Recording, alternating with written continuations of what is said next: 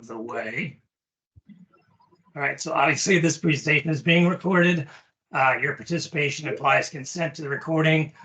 Hopefully we'll have a copy of this presentation made available 2 to 3 days after the session is concluded. So if there's some content in here that you wanted to review, just get in touch with whoever sent you the invite and we'll make sure you get a copy of the recording. All right, with that one out of the way, by way of introduction, my name is Greg Mortis. I'm a digital security specialist here at Microsoft. I sit in the Atlanta, Georgia area. I support the Enterprise South customers. I've spent nearly 20 years in technology with a focus in and around security. I've actually been working with the 365 platform since its inception, all the way back when they called it BPOS, or Business Productivity Online Suite. Microsoft loves our acronyms. That was one that I truly appreciated because the full product name was clearly a mouthful. But just to set the stage for today, I'm going to run through some Microsoft highlights. I'm going to run through some DLP highlights, kind of set the stage for a 101 part of the conversation. And then I'll eventually turn it over to Lighthouse for the meat of the conversation, the deeper dive component. So most of you here today are in a security role, or at least working very closely with your security team. Those titles and those responsibilities, they tell us that you're extremely busy. So 700,000 plus unfilled. If you're not on mute, maybe we could go on mute. All right, perfect. Again, we know that you're busy, and I didn't want to start without just simply saying thank you. We don't take it lightly that we're on your calendar for about an hour today. Our goal is obviously to add as much value as we can here today. And in order to do that effectively, we're kind of hoping that today could be interactive. So please drop any and all questions into the chat. We're fortunate enough to have a Microsoft technical specialist monitoring the chat, as well as the team from Lighthouse. So please drop those questions in there. And then finally, if anyone that wants to take a little bit of a deeper dive post-webinar today into DLP or to Purview, or maybe the services from Lighthouse, you'll receive a $25 gift card. Again, it's just our way of saying thank you for your time. So let's jump into the DLP conversation. If we're going to understand the data components and data loss prevention a little bit better, I wanted to take a quick look at how much data we're actually consuming and creating and sharing. It's estimated that every single day, we create about 328 million terabytes of data. And then the year-over-year uptick has been a steady double-digit increase, well, for at least the last 4 years, as you can see here, in the 20+%. And then I think it's also worth noting that back when we were all sent home during the pandemic, around the 2020 timeframe, you see a substantial uptick in data creation. Well, why is this relevant in the DLP conversation? It's relevant for two reasons. The first, as it relates to DLP, we identify trends and user behaviors, and those assist in the protection of data. Now, as an industry, we've done a great job at creating tools that help prevent what we're seeing based on trends. As an example, PC attacks back in the 80s that resulted in antivirus technology. Application attacks yielded IPS. Polymorphic attacks resulted in anti-bot and sandboxing technology. Well, what do all of those have in common? They're all external threats. Are they needed technologies? Absolutely. But those address the threats coming from external resources, when the reality is a large part or a majority of data leaks and a majority of data breaches are a direct result from internal resources and user behavior trends. And the second reason is when you start to take a closer look at the data itself, it too has changed over time. The amount of data has obviously increased, as we just saw. The type of data that we're creating is evolving. How we send and receive data has most certainly changed, especially for those of us that either work remotely, or maybe you're part of a global organization, or in a lot of instances, it's both of those. But most importantly, how we treat and how we handle our data is evolving. So for example, we've got regulations being constantly updated. We've got global requirements being implemented. The who, the what, the when, and the where. They all matter now with much of a greater significance because they're coupled up with, probable fines or penalties that come into play and true impact to the business if that data is mishandled. So setting a good security posture around all four of these quadrants, that's no easy task, but it is where Microsoft Purview and DLP specifically can assist your organization in tackling this task. And it's not just simply the protection of your data, but it's identifying trends in the data, whether that's spikes or increases or lulls and decreases, or maybe it's identifying trends or anomalies in user behavior as it relates to that data. In this slide, this is simply my attempt to try and provide a little bit of a tangible example via a virtual presentation. I wanted to highlight how drastically the where has changed and evolved over time. This used to be a very simple on-prem conversation. And now today, the where can truly be anywhere. Our DLP solution can assist with adding a layer of security to the entire life cycle of your data. That's the intention. And the key to all of this is how we use groups in DLP.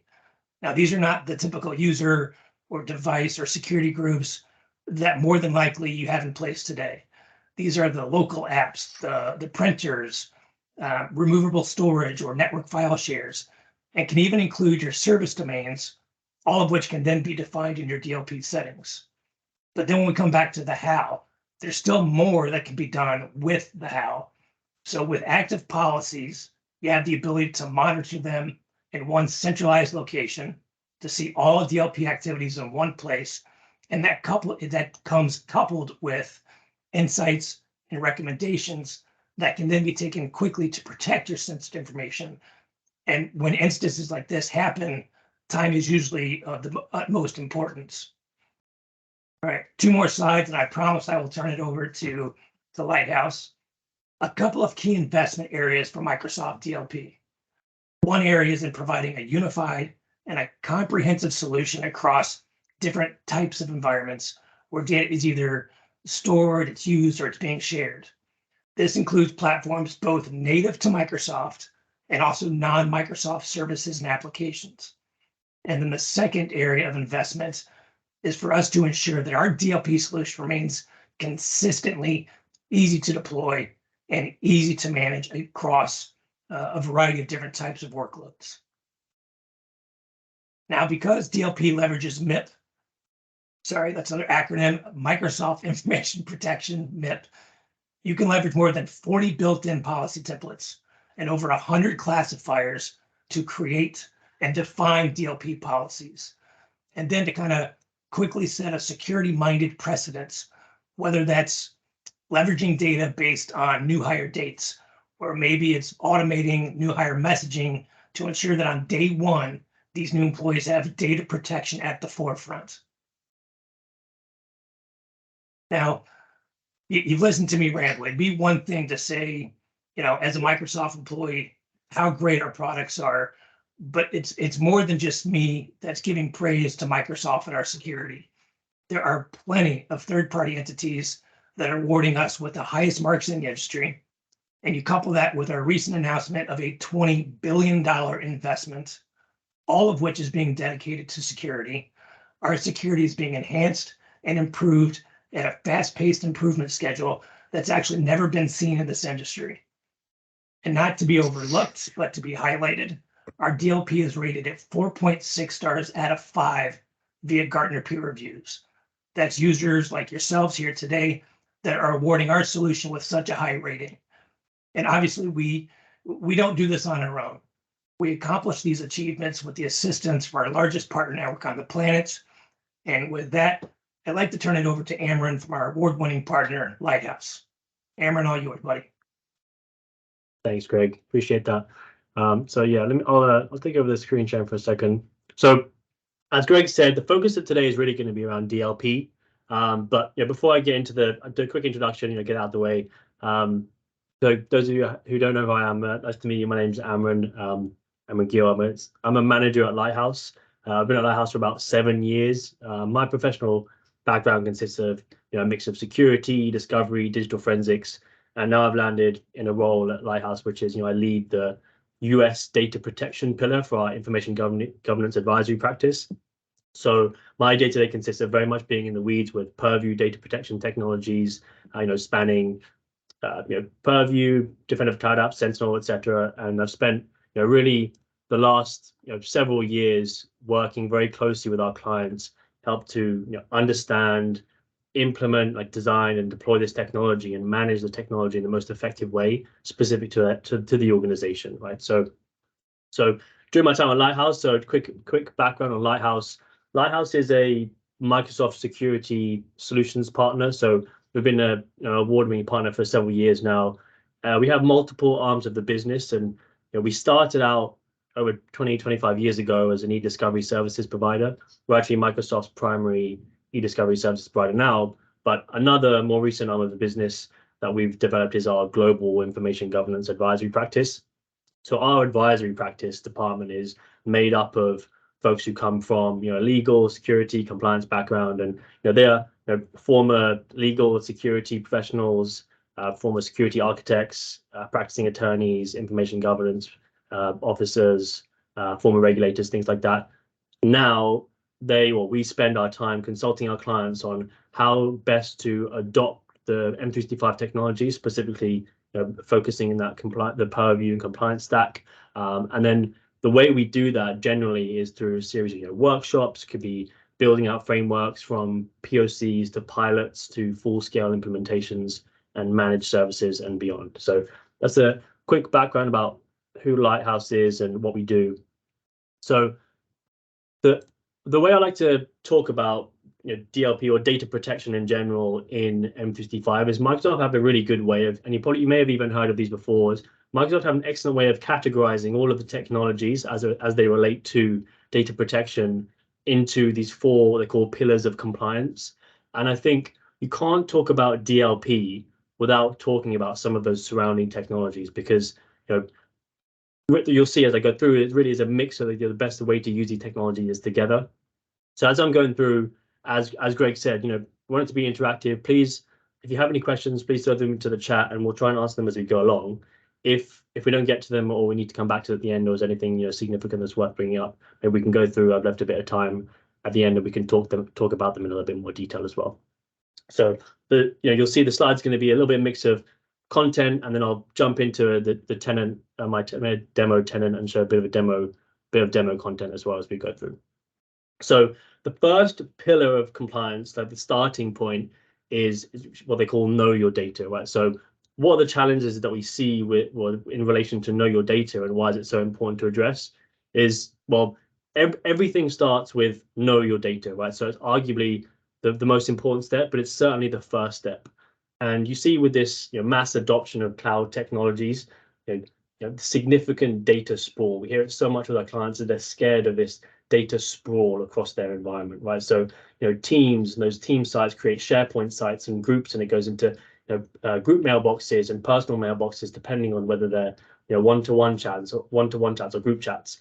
And it can appear like there's less visibility into this data landscape of what we call like a modern workplace or modern workspace environment. And sensitive data can be stored across the entire landscape, across every corner of the environment, right? So what that obviously creates is potentially regulatory and compliance risks if it's not governed or protected adequately, right? And I think one of the key points around the emphasis on know your data, the reason I would start here is because if you're relying upon downstream security controls such as auto labeling, data loss prevention, insider risk management, that classification piece which you're relying upon needs to be highly accurate and needs to be comprehensive to mitigate those gaps and those risks that are associated with those downstream technologies, right? So the first step is always understanding what data you have, what your landscape looks like, and how it affects protecting it downstream. And we see, countless times we see clients come to us and say, hey, we want to implement DLP, or we want to implement insider risk management, and say, let's just jump straight into DLP and say, well, and we often encourage them to take a step back and really understand, okay, well, what's the underlying technology, the technology under the hood that derives all of that technology? And that's really data classification, i.e. know your data. Okay. Second step then, so identifying and classifying your data is only the first step. Now that you know what data you have, the next step is to understand how do you apply the appropriate controls around the sensitive data, right? So in that modern workspace environment that we were talking about before, protection doesn't just simply apply to files and emails anymore. That goes far beyond that with containers and Azure, SQL databases, various types of files. And there's a higher requirement for external collaboration, granular access control depending on classification level, things like that, internal and external sharing of content. And I think one of the key points to put in place is without those appropriate controls in place, one of the key concepts of information security, confidentiality is potentially not adhered to, right? So you run the risk of data leakage without those controls in place. If data falls into the wrong hands, it leaves the environment. You always want to be with that mindset of building layered security, like security in depth. If for some reason that data does pass that last line of defense in DLP, is still protected because of, for example, you have those access controls on the data itself in the first place. And I have the last point here about, manual user-based processes are no longer sufficient. We're very much seeing a trend of people moving towards autonomy of classification, leveraging the technology to take the onus away from the users, maybe not entirely, but at least using that to help guide users to make the right decisions. So it's not completely on you're socializing your data handling policies and users making the decisions, because that leads to missed or misclassification. The third one is probably the one that's going to be the focal point for today, which is prevent data loss. So sensitive data is so frequently transmitted between users, endpoints, mobile devices, personal devices, removable storage media, it's shared externally, whatever it may be. Once that data leaves the environment, it can be very difficult, sometimes impossible, to actually enforce those controls if it's not already in place. So with external sharing and collaboration being as prevalent as ever, sensitive data, it's constantly entering and leaving the environment. And quite often it's the case that users don't know what they're doing is in breach of policy or organization, or is violating organizational policy, right? So that inadvertent sharing or breach of those policies is most likely to reoccur because they don't realize they're doing it unless those controls are in place. And I think one of the most significant risks around DLP is that it's often seen as the last line of defense.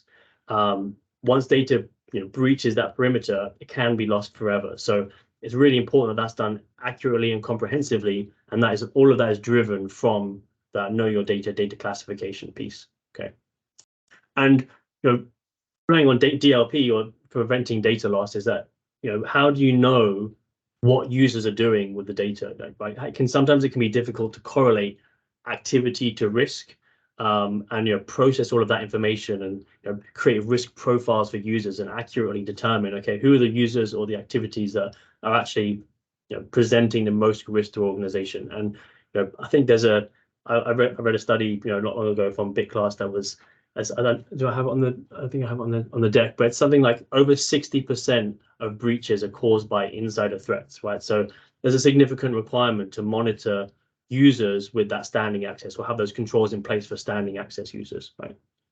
And then the last one, probably the one that I'll speak about least today, but it's certainly a relevant pillar, is governing your data, right? So this is managing that, that data life cycle management within your modern workspace. So retention, deletion, archiving, and really applying that to critical elements within your environment.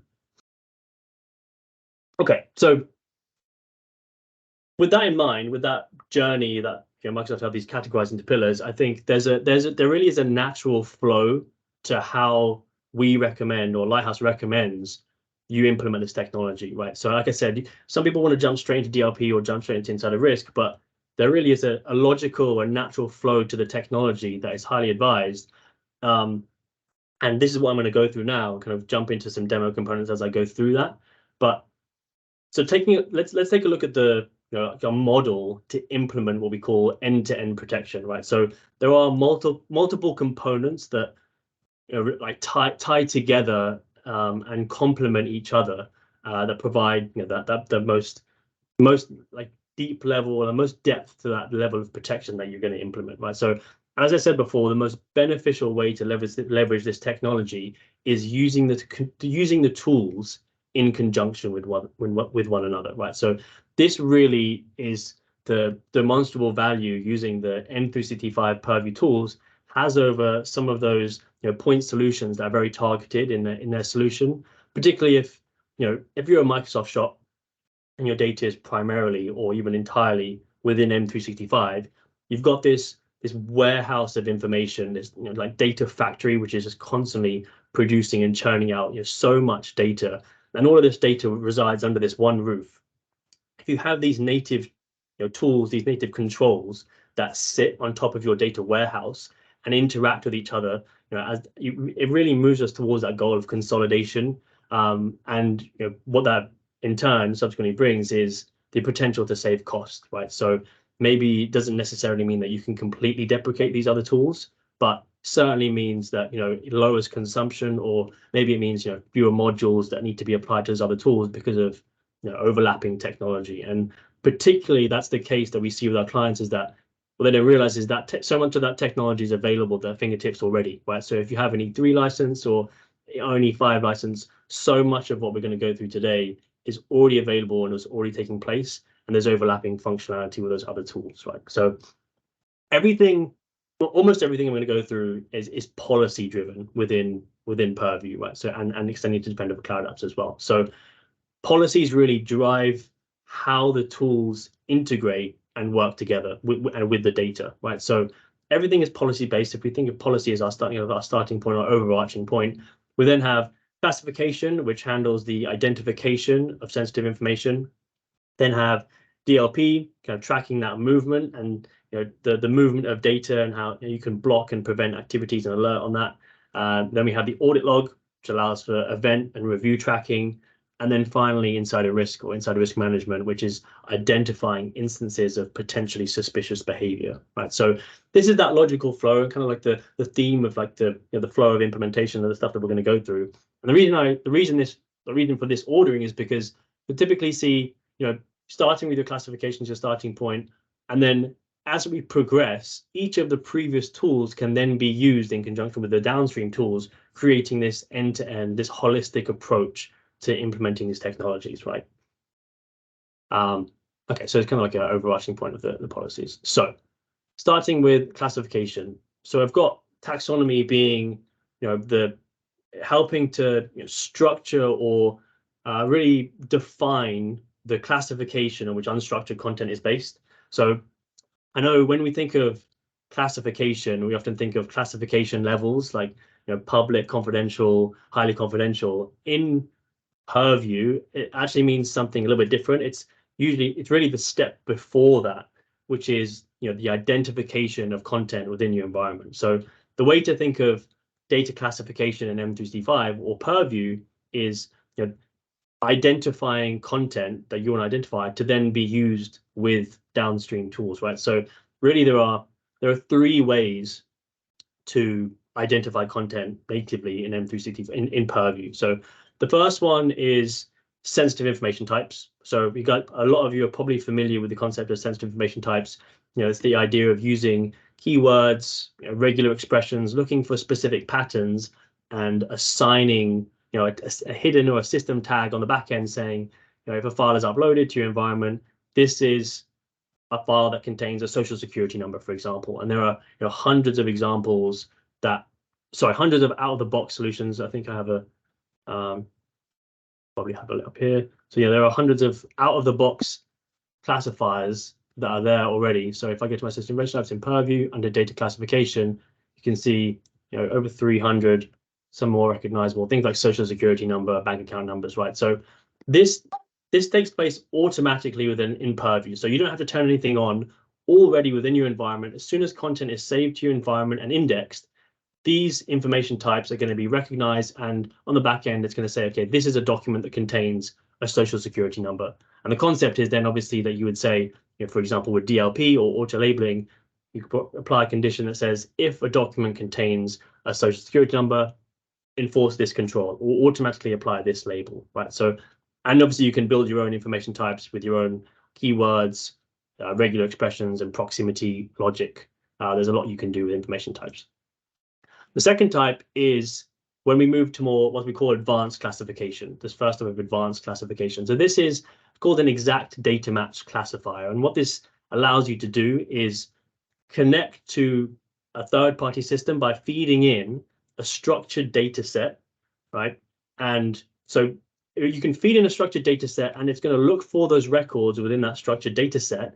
And then as soon as it identifies content from that database or that data set, it's going to, in a similar way to how it would recognize a keyword or a pattern, it's going to say, this is, you know, for example, employee data, because it connects to an employee database.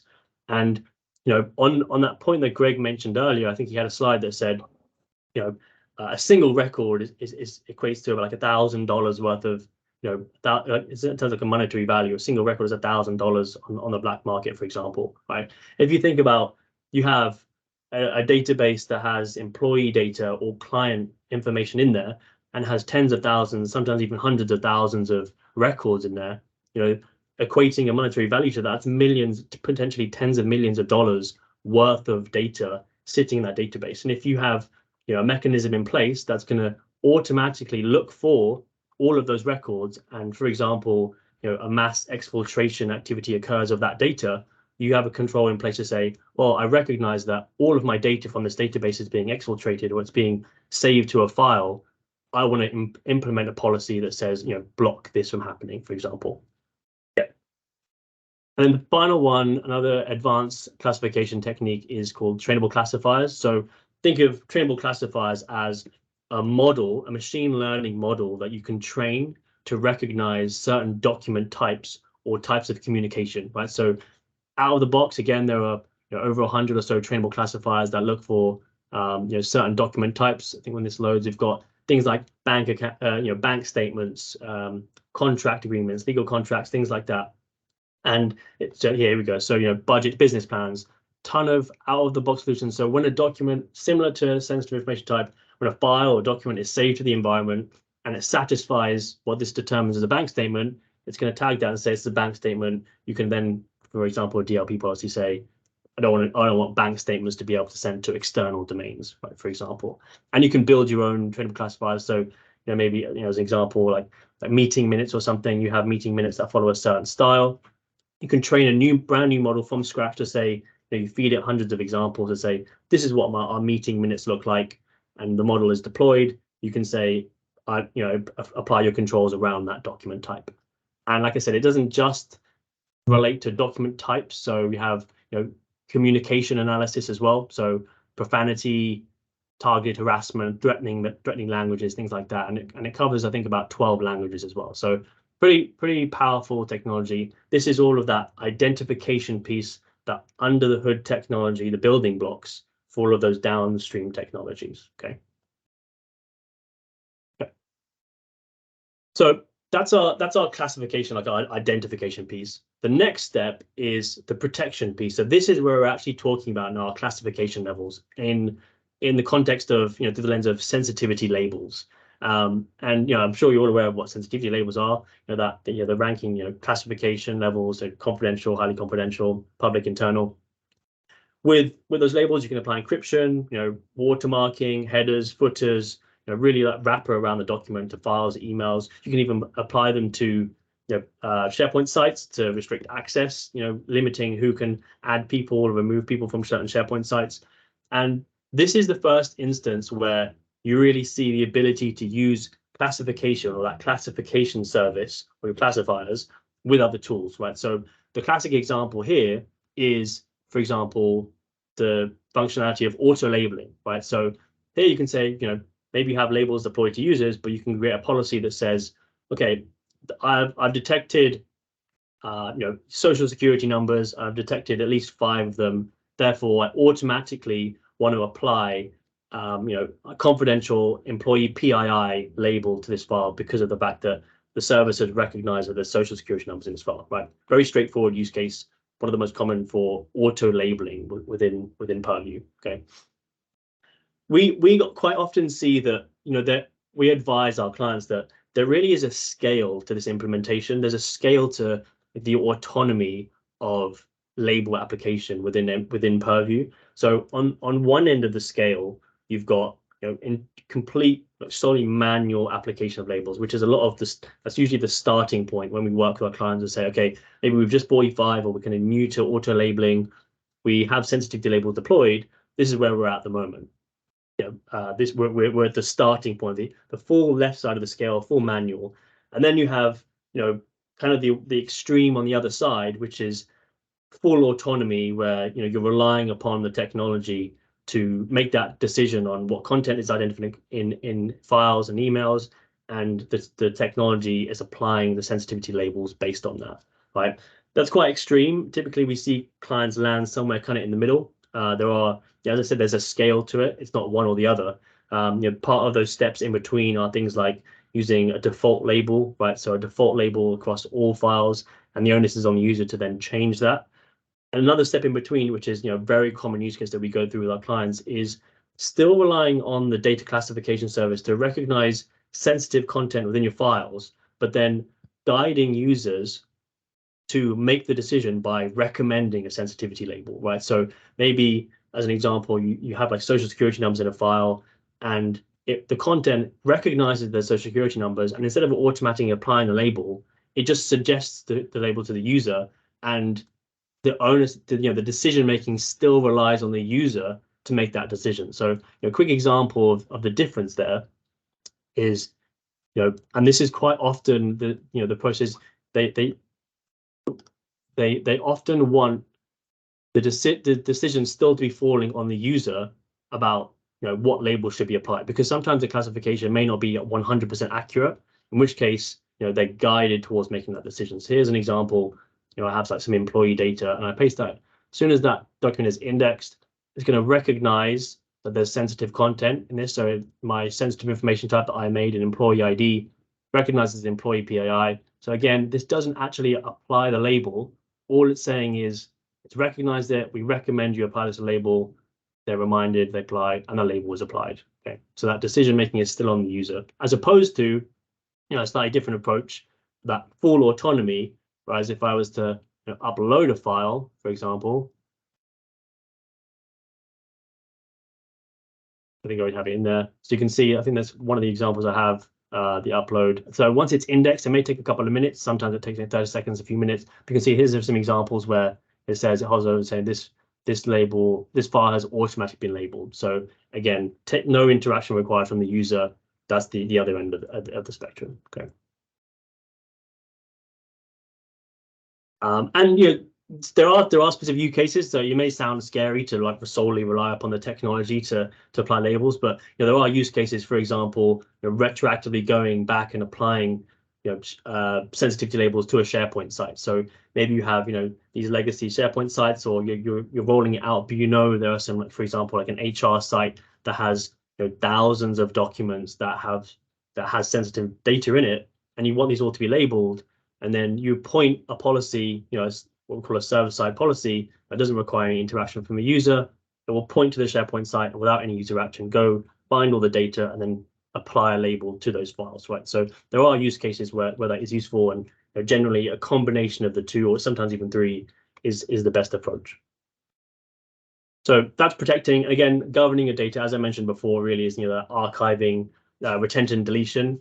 The way in which you can use your classification service with governing your data is to maybe say, okay, rather than automatically applying a sensitivity label, maybe you automatically apply a retention label, right? So you configure a retention label that says, if this retention label is applied to a file, then it's automatically retained, so it cannot be deleted for 10 years.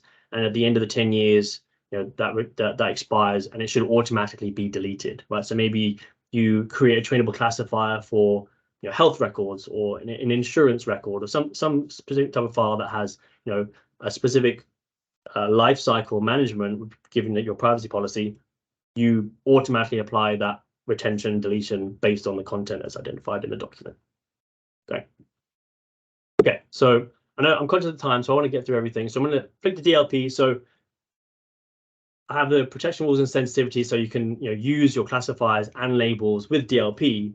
Over the past several years, I've worked very closely with the Microsoft DLP, the Purview DLP tool, probably as close as if not any of the other tools, and I've seen a very strong upward trajectory in terms of its capabilities. So it's clearly evident that Microsoft are seriously investing a lot of time and resources into growing this technology, along with the insider risk management tool, which I'll get on shortly. But if you're operating in M365, all of that data residing in that warehouse that we spoke about, you have that need to protect it comprehensively wherever it is.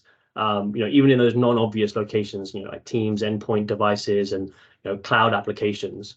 And the most common scenario that people think about for DLP is that prevention, or that preventative rule that says, it's like a rule-based automatic blocking. So stopping an email being delivered to someone because it contains private data or private information, right? And that's similar to stuff that we've seen outside of DLP with like exchange mail flow rules that we've seen before. So pretty straightforward stuff. I think what we're starting to see more now is, that you don't necessarily see with some of the other point solutions, is that integrated approach with M365 tools or the M365 locations, for example, Teams, right? So very common use case that we go through at the moment is applying those blocking policies to Teams, right? So again, a very straightforward use case I have here where I have a policy configured that says, look for a specific keyword that I've configured with a sensitive information type of mine. And when anybody in my organization tries to send communications to an external recipient with that keyword in there, block that communication, right? So you can see real time, the message is blocked. Okay, so very similar to Exchange, but this time applied to real time in Teams. And this is another example of that highly preventative or block mechanism, right? There's a scale to this. So you can go full scale, full highly preventative in policies, but you can also use DLP to educate and warn users of what they're doing, and much more granular controls. For example, with a policy tip, right? So this is another thing that you're probably very familiar with, is the capabilities with DLP. Is that I have a policy here. So again, it's targeted to when users are communicating with people externally. And I say, I have a file which I've connected to an exact data match classifier. So all of these employee ID, social security number, name, all of these relate to a database that I have somewhere, and I have enough instances, enough rows of information that relate to a database to trigger my policy. So I add my file, and a policy tip occurs or appears that says, this is going to be blocked because of this reason. And in this instance, detection of sensitive information, employee PII. And here you could potentially link to a SharePoint site that has your privacy policy in it to remind users of what they can and can't do. So with these DLP rules, you can configure different rules that apply different controls, specific, maybe even to different people, right? So for example, in this situation, this email is going to be blocked for this user. But I may also have in that policy a separate rule that says, apply this in a different scenario, maybe to different users. For example, maybe HR, right? HR may have a genuine business case to be able to send this information out. And a key component is that you don't want to disrupt that business process, that business continuity. So maybe targeting HR users specifically, I allow an override feature. Okay. And in this situation, if I override, the user can enter a business justification or report a false positive, and it allows them, obviously you would give a better explanation than just allow, but in this situation, it's going to allow them, and I can now enable to send that document as opposed to before where it would have been blocked, right? So you can really get creative with those rules, building that logic and apply different rules to different scenarios and give that freedom to users. And I always make the point because it gets asked quite a lot is that, that override feature is completely optional, and you don't have to include that if you don't want to. That's just a feature that is absolutely optional. And I've shown these policy applying to Exchange and Teams, kind of straightforward use cases, but these policy absolutely extend to endpoint devices, right? So for example, blocking copying to USB. So you can say, maybe I don't want any confidential or highly confidential or internal documents being copied to USB, or I don't want them copied outside of a remote desktop session, right? So extending that to endpoints as well, blocking identified labeled content, even like copying or being printed outside of a document as well. And I think here is actually a hugely relevant time to speak about Defender for Cloud apps as well. So like Greg mentioned, some of the work that Microsoft have been doing to extend that protection beyond just the Microsoft technologies. With something like Defender for Cloud apps, right, you can onboard or register non-Microsoft cloud applications, right? So for example, you can register your Dropbox or GitHub or Box or these other cloud storage applications and apply very similar DLP controls to those applications. So for example, have a policy in my Defender for Cloud apps, right? So a conditional access session policy that looks for, so it says block employee PII download from SharePoint. Okay, so very simply, this is my application. I'm looking at SharePoint, and I'm going to block anything that's downloaded with that label applied. So if I try and download this file, which has that label applied, okay, so that download is blocked, right? So that's a scenario where I'm looking in this session policy for this cloud application that's registered, and that scenario is happening. As a different alternative I could have, so let's say I don't have any non-Microsoft apps registered in here. Let's say I have like Dropbox, for example. I would select Dropbox as my app, right? So say I select Dropbox as an example, and using that data classification service. So I say this, and I would say I want to look for, so I could use my classifiers and my exact data match. Just to this quick example, I want to say I want to look for social security number, right?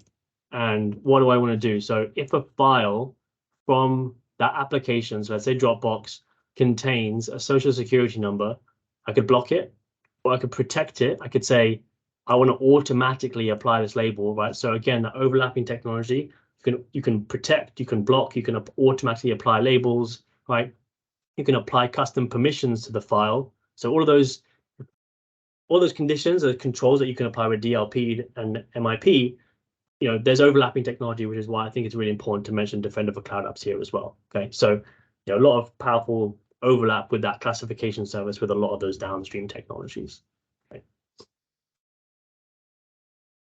And finally, so conscious of time, triggering those alerts, triggering these events, those triggering events occur, and those events will be logged and can be reviewed, alerted on, and you can send incident reports as well.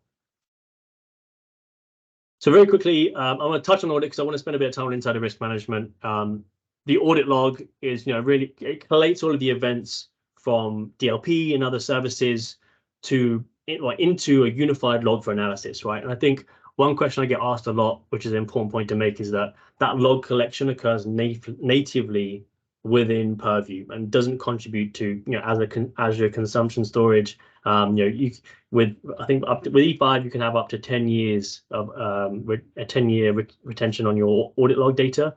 And that doesn't contribute to your storage. So it's really powerful. That tracking and alerting on historical evidence of events that take place in M365. The one thing I will say about the audit log and DLP alerts is that sometimes it can be difficult to manually correlate events together to identify the risk, right? If there's single events that occur, sometimes that can be difficult. And this is really where insider risk management comes into play. Okay, so I have an indicated risk profile, but really what insider risk management does is those audit events are combined.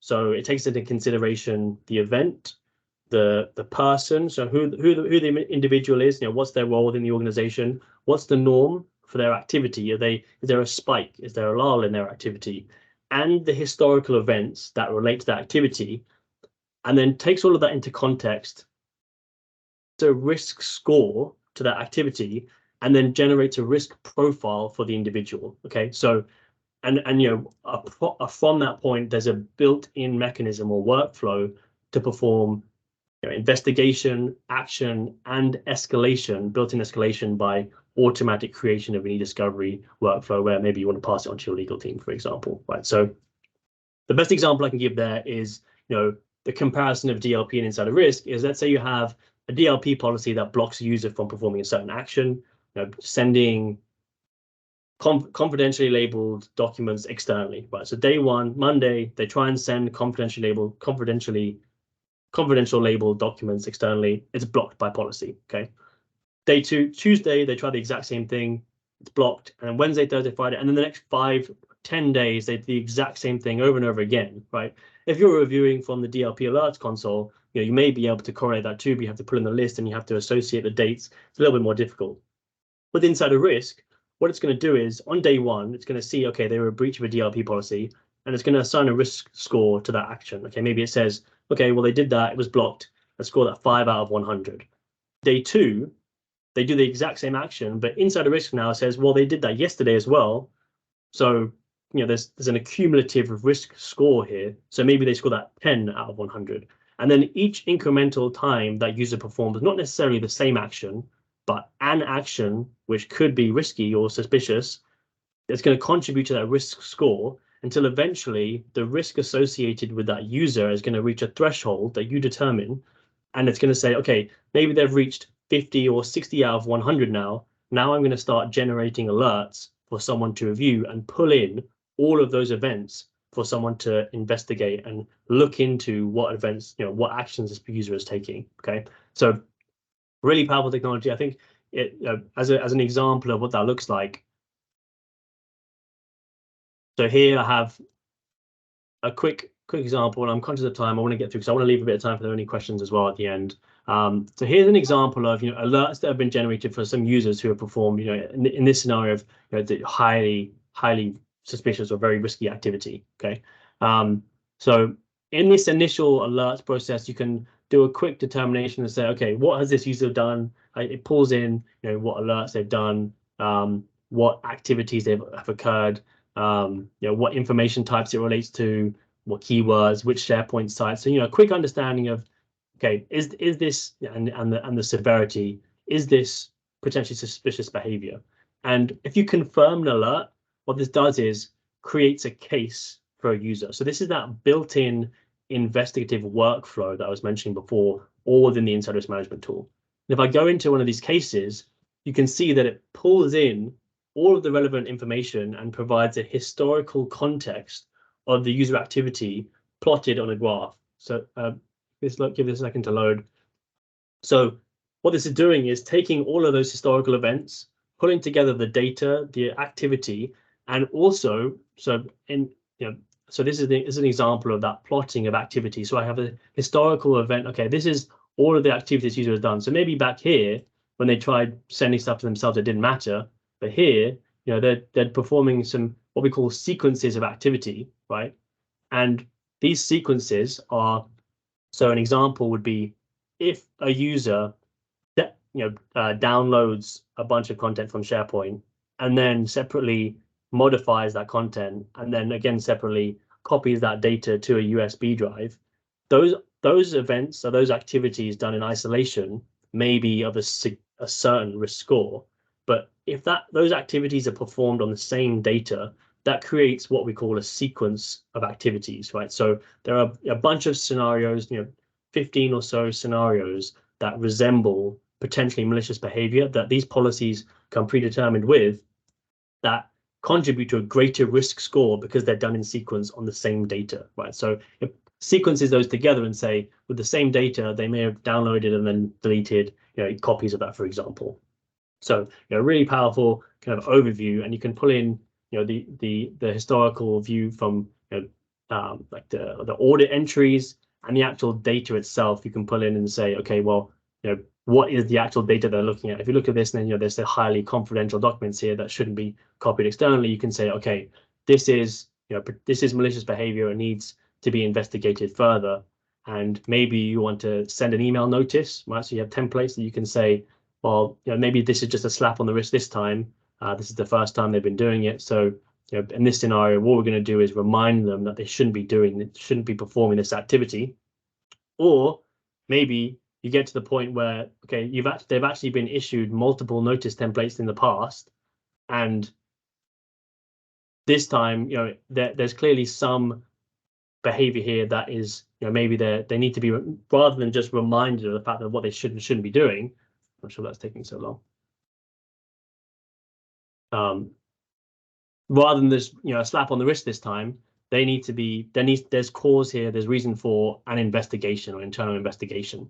So this is where we could say escalate for investigation, and here we can enter name. And what this will do is, if I hit save, it will automatically create a premium e-discovery case ready for you to pass your legal team and say, okay, this user requires an investigation. You can add your case notes. They can perform a search and investigate further. Okay.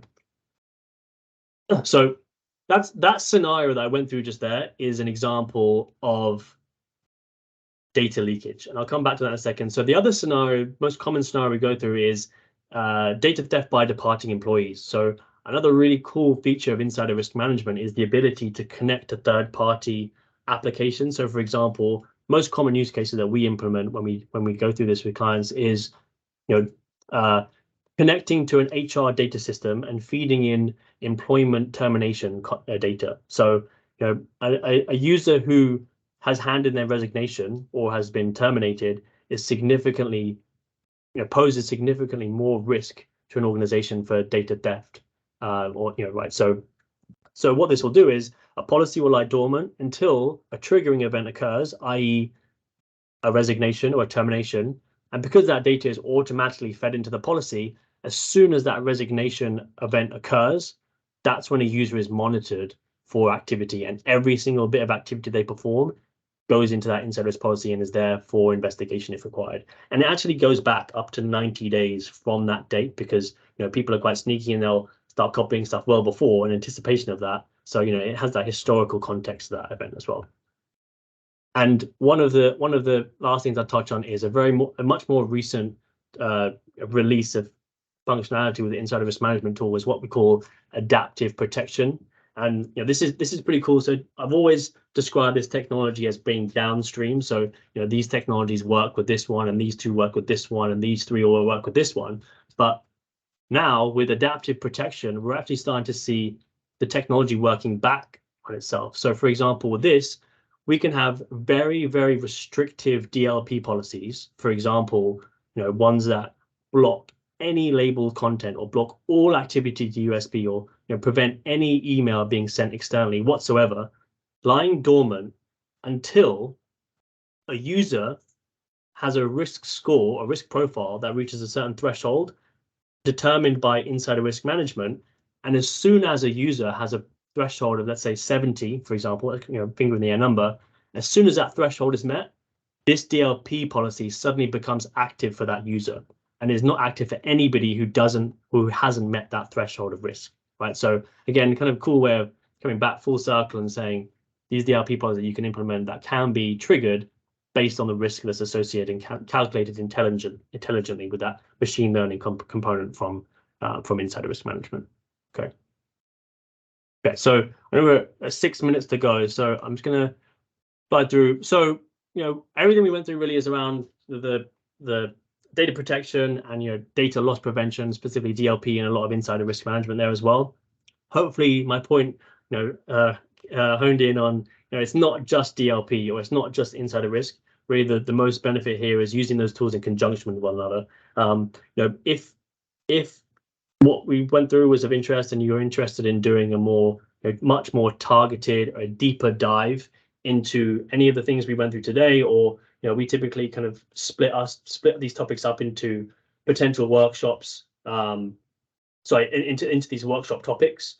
So we have, as we went through today, data security. So a lot of what we went through today, but we also have they'll run like for like 2 hours or so, sometimes more, maybe one or more sessions where we'll understand how your environment is set up, how it works, what are your requirements, how you would operationalize this technology as they relate to e-discovery, records management, so information governance, that governance component we went through, data privacy, security, obviously, and then obviously what we call digital archive transformation. So that defensible migration and deletion out from maybe non-Microsoft products into M365.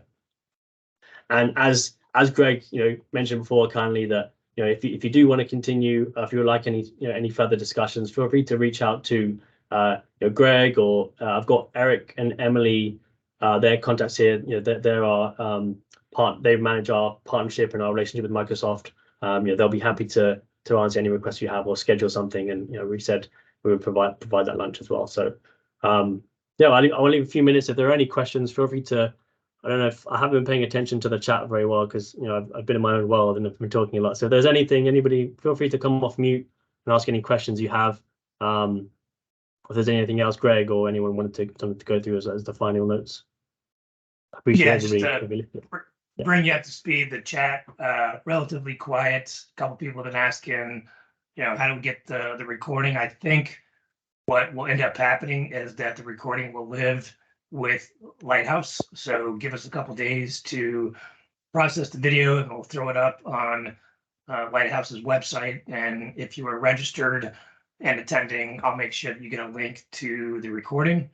But just to double down on what Amber was saying here, if you wanted to go deeper into one of these topics, DLP, insider risk, all of these can go into a wide variety of different types of conversations.